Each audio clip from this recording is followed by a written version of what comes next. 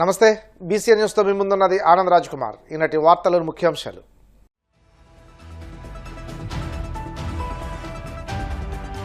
నెల్లూరు ప్రకాశం జిల్లాల్లో అభివృద్ధి పనులు చురుగ్గా జరుగుతున్నాయన్న మంత్రి ఆనంద్. రాష్ట్ర వ్యాప్తంగా త్వరలో శ్రీరామ పట్టాభిషేకం కార్యక్రమాలు జరుగుతాయని వెల్లడి.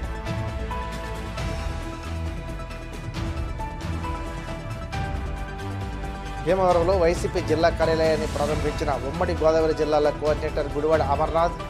కూటమి పాలనలో ప్రజలకు జరిగిందేమీ లేదని వ్యాఖ్య.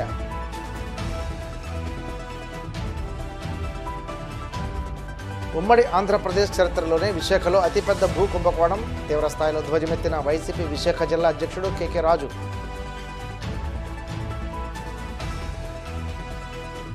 సిద్దిపేట ప్రజలకు తెలంగాణ సీఎం రేవంత్ రెడ్డి ఆఫర్. రాబోయే ఎన్నికల్లో కాంగ్రెస్ అభ్యర్థిని గెలిపిస్తే ఆ ఎమ్మెల్యేను నేరుగా మంత్రివర్గంలోకి తీసుకుంటామని స్పష్టం.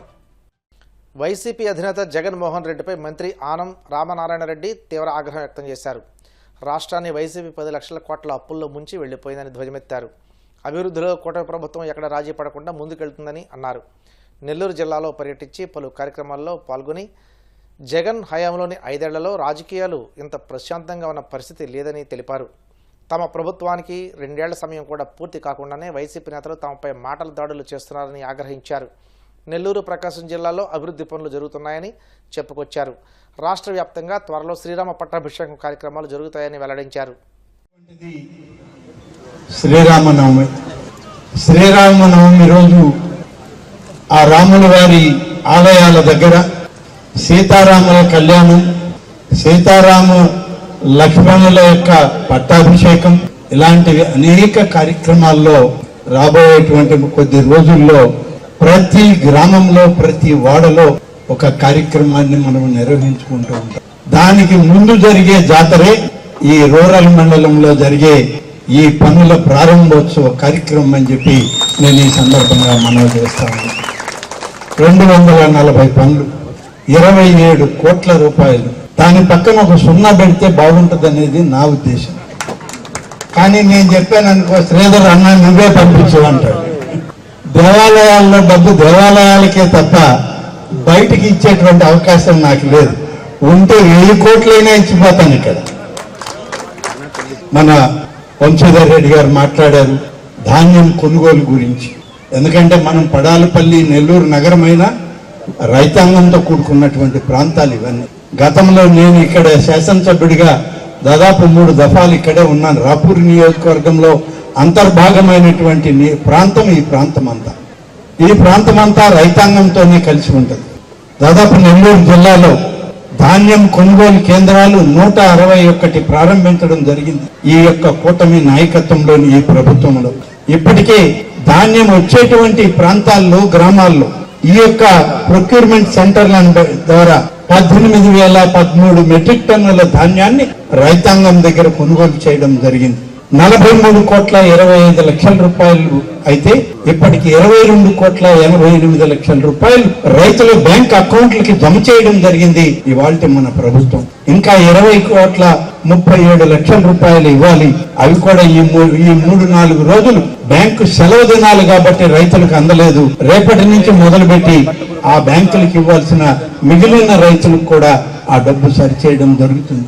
మనకి ఇంకా సీజన్ ఉంది. ఈ దాదాపు ఇంకొక మాసం, 1.5 మాసం వరి కోతలు వస్తూనే ఉంటాయి. ధాన్యం కొనుగోలు చేస్తూనే ఉంటాం. ముఖ్యంగా ఈనాడు రైతాంగము పండించినటువంటి పంటకి సరైన ధర రావాలి, మద్దతు ధర ఇవ్వాలనేటువంటి దానిలో ఈ రాష్ట్ర ప్రభుత్వం తీసుకున్నటువంటి పెద్ద చర్యలు, కార్యక్రమాలు మీ అందరికీ తెలుసు. ధాన్యం కొనుగోలు చేస్తే 24 గంటల్లో నుంచి 48 గంటల లోపల ఆ రైతు బ్యాంక్ అకౌంట్ కి డబ్బు జమ చేసే తీరాలనే నిబంధన ఇవాళ మన ముఖ్యమంత్రి చంద్రబాబు నాయుడు గారు విధించడం జరిగింది. ఆ విధంగానే నిధులు విడుదల చేస్తున్నాం, విడుదల అవుతూ ఉన్నాయి. ఒక విషయం, మన జిల్లాలో ఎక్కువగా MTU 1010 ఈ రకం ధాన్యం ఎక్కువ వేస్తూ ఉంటారు. గడిచిన సంవత్సరం రోజులుగా, పోయిన సంవత్సరం కానీ ఈ సంవత్సరం కానీ ఈ 1010 రకాలని ప్రభుత్వం కొనుగోలు చేయలేదు. కాబట్టి రైతులు మీరు మార్చుకోండి, వేరే వెరైటీస్కి పోండి. ఈ 1010 ధాన్యం కేంద్ర ప్రభుత్వం కూడా అనుమతించడం లేదని చెప్పి ఇప్పటికే చెప్పడం జరిగింది. కాన్స్టిట్యున్సీకి రావాలంటేనే నాకు చాలా ఇష్టం. ఎందుకంటే మీ ఎమ్మెల్యే ఒక డిఫరెంట్ స్టైల్. ఈ స్టైల్లో ఒక ఎమ్మెల్యే ఇన్ని కార్యక్రమాలు, ఒక దగ్గర ఫౌండేషన్, ప్రతి దగ్గర పనులు స్టార్ట్ చేయడం అంటే అది శ్రీధర్ ఎమ్మెల్యే ఒక స్టైల్ ఆఫ్ వర్కింగ్, అది ఆయన పనితీరు. అది మన అందరం కూడా అభిమానించాం. ఎందుకంటే ఒక దగ్గర పెట్టాడు, ప్రతి దగ్గర కూడా పనులు జరుగుతూ ఉన్నాయి.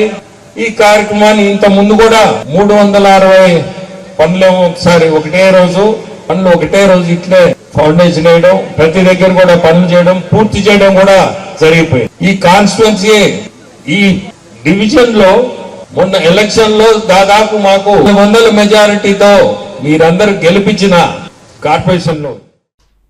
కూటమి ప్రభుత్వం అధికారంలోకి వచ్చిన తర్వాత ప్రజలకు ఒరిగిందేమీ లేదని, ఉన్న పథకాలను రద్దు చేస్తున్నారని వైసీపీ ఉమ్మడి గోదావరి జిల్లాల కోఆర్డినేటర్ మాజీ మంత్రి గుడివాడ అమర్నాథ్ ఆరోపించారు.